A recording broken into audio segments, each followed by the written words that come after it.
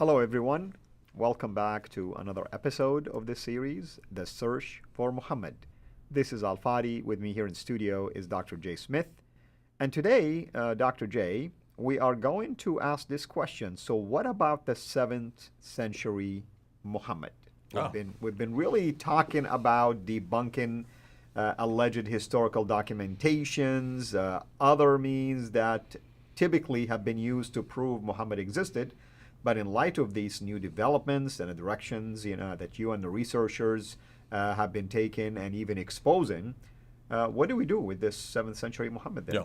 And this material that I'm going to be introducing now is not my material. Have you noticed none of this is my material outside of the coins and some of the material? Well, there's some of it is mine, but this is really coming from Mel from Sneakers Corner. Mel from Sneakers Corner actually dropped into this a number of months ago. He had been intimating this about a year ago and then did research on this. These guys are researching all the time. And they're saying, hold on a minute, why the name Muhammad? Why would you use that name, the Blessed One, unless, of course, there might be someone that this is referring to? Could there be someone named Muhammad in the 7th century that they're redacting their Muhammad back onto, or did actually existed in, like, say, the writings of Sabaeus, those who are outside, because they are referring to someone named Muhammad. And lo and behold, we do know someone named Muhammad. This was his name. This was his nickname. This was his nom de guerre. This was his name he went into battle with. And he did live in the 7th century. So let's go to the slide and let's see what this guy is. Well, his name is right there on the slide, Ilyas ibn Qabisa of Tayyaye. Now, it could be Ilyas or Iyas. You don't have to have the L there. Both are correct. Because I don't want people yelling all over me, you can misspell it. No, both are correct. Both are found in the tradition, the material from that time. What the traditions tell us, however, remember what the traditions from the 9th and 10th century tell us, is that Muhammad lived in the Hijaz. There is that green area. I've just put it up on the map. You've seen this before. And that he invaded the Byzantines and the Persians, which were further north, so he was significant. Yet there's nothing written about him from that time. This is the recurring theme that we've been having over all these series. And let me process to you, things that I've learned, right? And thoughts that came to my mind. It's always been baffling to me. Muhammad lived in Hijaz, right? At the time of his death, the area that he conquered in Hijaz was really very minuscule, small, right? Very minuscule. Small. Yet you hear about him going all the way to fight Caesar, right? And you're saying, why in the world would he go all the way across hostile territories to go and fight another empire and ignore the rest of the Arabian Peninsula? Yeah. You see what I mean? Yeah. So you can see there's an awful lot of aggrandizement in the traditions. The traditions, remember, as I said, are from the 9th and 10th century. When you redact back on somebody who is 200 to 300 years earlier, you can pretty much say anything you want unless you know the history, unless you're looking at the topography. In the 9th and 10th century, that would make sense, because in the 9th and 10th century, their empire included it didn't quite include the Latin of Rome. It wouldn't include Italy, but include all around it. And certainly it included all the way, as we've said over and over again, by that time, it included all the way from India all the way to, by this time, all the way to Andalusia in the east. Right. So the Andalusia, well, you're talking about Spain. That's what we know as Spain today. Southern Spain all or of North most Africa. Most of Spain. In the 9th and 10th century. Yeah. So if you're looking back and you're not thinking it through very carefully, as Al-Bukhari and Sahih Muslim and these others are not, or Ibn Hisham even earlier, they're not thinking through, this land did not exist under his control that early. Yes, in the 9th century, in 833, when Ibn Hisham's writing his history down, it would have existed. But be careful. Be a good historian. They weren't thinking about that. They weren't thinking of people like us actually asking them if this could make sense. So here we have this Ilyas ibn Qabisa of Tayyaye. Tayyaye means allotment. So what we need to do is we need to look and say we need to find a man, and we find out that this man is named Muhammad. That is his nickname. Ilyas ibn Qabisa of Tayyaye is the place he comes from, is nothing more than his formal name. Well, we know that in 618, the Saracens, these are the Arabs, these include mostly Christians. Nothing Muslim about them. Saracens is not Muslim. These are Christian Arabs. They took Syria, Arabia, and Mesopotamia, and they selected a king in 622. Who is that king in 622? Turns out he is a Lakhmid king who rebelled and was kicked out of a city and then reconquered it. So we need to look to someone who was a Lakhmid king, which is a Christian kingdom. Look at the red area there, the red rectangle. That's the Lakhmid area. Notice that is where Iraq is today. So hundreds of miles north. This is not in the Hijaz. All right? Make sure that we get this right. And then he conquered that city, and then he reconquered it again. And where did he come from? He came from that city that I've just put up there, Hira. Today that's called Kufa. It's just southwest of what is today called Baghdad. Yeah. Back then it would have been called Ctesiphon. Hira. Okay, let's stop here for a second. Go ahead. What was the name of the cave where Muhammad encountered? Cave. There you go. You see, I'm telling people, look at these data. Coincidence? It's amazing that we have all these coincidences, right? Well, give me another coincidence. Look at al-Bukhari in 870. He refers to and he says that Muhammad is also known as Ibn Abi Kabsha. That's right. Many people, by the way, don't know that Muhammad is not the real name of Muhammad. There is another name for him. Ibn Abi Kabsha. Look how close that is to Ilya ibn Qabisa.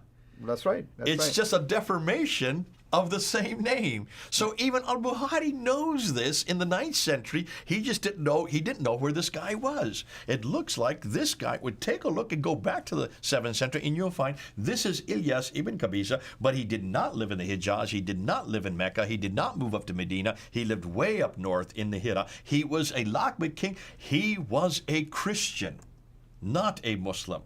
Now, Khusrau, who was the... Which makes sense for this reason. If you look at early revelations of the Quran, the supposed Meccan one, it has a lot of wonderful talk about Christians and Christianity and the people of the book. Absolutely. Well, who do you think they were having contact with? Not in Medina. They were not. They weren't exactly. Down that far there was there none were no in there. Jews that far south. There were no Christians. There could have been Christians. There were Christians in Abyssinia, which would be Ethiopia and Eritrea today. And that's usually the pushback. Oh, it was during the time when they were in Abyssinia. But no. Give me a break. That was a short period of time. We're talking about and where is Abyssinia? And where is across the Red Sea? Look there. You can see where Ethiopia. Eritrea. Look on the map there. Let's go up to the slide again. Look where Eritrea is. That's where that's Eritrea. That's hundreds of miles away, and it's too far to the southwest. So that's not this. And so now let's go back to just keep the slide up there and look at the name Khusrau. Khusrau is a Sassanian king, one of the greatest of the Sasanian Empire. That's right. And you hear about Muhammad fighting with Khusrau also. He does. He is used by Khusrau, and Khusrau uses Muhammad, who is Ilya ibn Qabisa. He uses him as his intermediary, his emissary amongst the Lakhmids, because he needs someone to control that area. So he appoints him to be his emissary, and he gives him 30 villages in recompense. So he becomes the king of those 30 villages. That is all historical. That is well known. That is there in the Sassanian literature. But the Islamic version is that Muhammad sent a letter, Aslim Taslim, basically accept Islam, you will be living in peace, otherwise we will fight you. That's the tradition. Is like Muhammad sent a delegate to him with a letter inviting him to accept Islam. Okay, and that comes, now look at the slide again, because that does come up there. That is semi-historical, because once the Byzantines can destroy the Sassanians, look at the date, 622. Hijrah. There you go. There's the date for the Hijrah. Once they destroy the Sassanians, that takes the oppression that the Lakhmids and the Ghassanids have been under, these Christians. They've been under this oppression by the Persians. The Byzantines come and destroy them, freeing them up. Who then rebels against Khusrau? Who rebels against Assassin? Ilyas ibn Qabisa rebels. He then changes sides and becomes part of the Arab rebellion. In 622. That's why 622 is so important, because this is where the Arabs finally have their identity starting to be introduced. Right. That happens in 622. He joins the Arabs against the Sassanids. So that's hugely important. Now, thus, the Arab identity began with this 7th century Muhammad of high status. He is not poor at all, so he's not the same Muhammad as the 9th century. Ilyas ibn Qabisa, after he then rebels, he then brings and arbitrates between the Jews who are coming down from Edessa, way up in the north in southern Turkey. They're being thrown out of Edessa. They come down to Hira in that area, and they need someone to arbitrate. There's the arbitration comes in. Who do they use?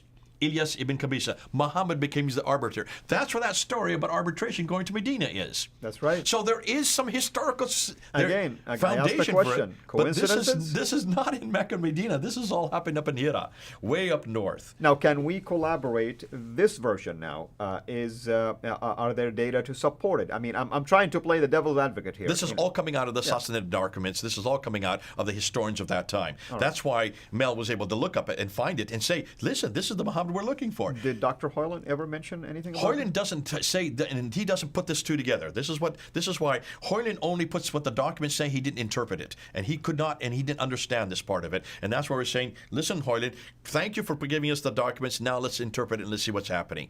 What's fascinating, you see these parallels between this Muhammad and the later Muhammad. This Muhammad, first of all, is a leader. This Muhammad is an arbiter. This Muhammad did use the sword. This Muhammad used that name when he went to war, but his real name is Ilyas ibn Qabisa. He did come from the Tayyaya, the people that lived there amongst the Lahmids, but he lived way up in Hira. Now, it doesn't stop there. Once he rebels, he then leaves, and once he does his arbitration, he then leaves and goes to the west. He goes to Petra. Ooh, Oh, Petra. there we go. Why did he go to Petra? What's happening in Petra? Well, basically, he's just going back to the people of his ancestry. Because Petra, remember, was always the sanctuary of the Nabateans, of which the Lahmids and the Ghassanids are the descendants of. So he is going back to the place of his inheritance, as they all do. And what does he do? He goes all the way up to Gaza, and he fights against the Byzantines in Gaza, and then that's why Petra now becomes important, and that's why we need to get back to Petra. But let me just, before we do that, note that the 7th century Muhammad lived and worked much further north. Also, the conclusion. So the later traditions have the wrong Muhammad. They have the wrong Muhammad. He's from the 9th and 10th century. As the real Muhammad lived much further north, was quite well known and powerful, and is credited with helping to initiate the Arab rebellion against the Sassanids and Byzantines around 622. Now, one other thing that I just want to bring up, and that is, what about Petra? What is coming up next? So what we need to do is we need to look at Petra, because if he moves over to Petra, we need to bring in Gibson's material. I would like to move over to that, because once we get into Gibson's material, you're going to see that that's where the two come together. Because so far we've been saying everything is in Hira, we've been saying everything is up in Edessa, we've been saying everything is up in Baghdad, which was Ctesiphos in that time. We're saying that these people are from Tabaristan and Buhara. These are all that. We're saying north, north, north, north. We have almost forgot about Gibson. We got to bring Gibson into this too, because we've got to start talking about the Qibla. We've got to see why that the trade routes. We've got to see what Patricia Cronin was bringing up in 1977 in her book Hagerism, and then in 1987 when she wrote Meccan Trade and the Rise of Islam. So that's going to be the next episode. And just to let you know, Qabisa in Arabic, where you get the word kabasa, meaning kind of condensed. That's why you're unpacking it for us. So the name itself explains what we're doing. That's right. And I think Petra, we're going to learn plethora of things from Petra. Plethora from Petra. Absolutely. Absolutely. Your opponent didn't know it. So then the next episode is going to focus now on Petra and all the things that will not. It seemed like we're starting to connect more and more dots. And people have said this, and whenever we've been putting up these videos this last year in 2020, they've been asking, what about Petra? You've forgotten about Petra. No, we haven't forgotten about Petra. It comes up next. You're going to see now why all this makes sense, and you're going to see while the whole evolution of Islam as it's moving from the north, it then finally starts to settle down south. Why down south? That's coming up next. Wonderful, brother. Thank you so much, as always. Thank you to all of you. God bless you. We'll see you next time. Take care. Thank you so much for taking the time to watch this video. We can't make these quality videos without the help of partners like you. So please consider becoming a Patreon supporter today at patreon.com/Sira International. I want to make sure you always get notified when we release a new video, so please click the bell to be notified, and of course, make sure to subscribe to this channel. If this video was helpful to you, please click the thumbs up. Thank you.